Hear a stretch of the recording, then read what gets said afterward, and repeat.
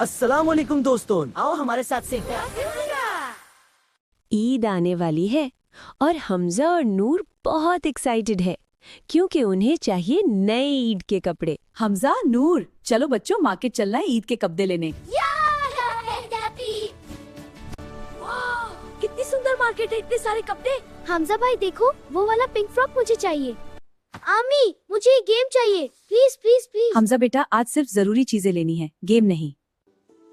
क्या है नूर, मैं नाराज हूँ अभी। हमजा भाई एक मिनट, वो देखो।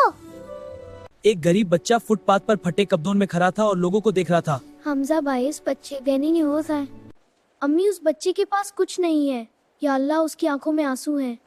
माशाल्लाह बेटे। हमजा भाई, उस बच्चे के पास कपड़े नहीं है, रो रहा है।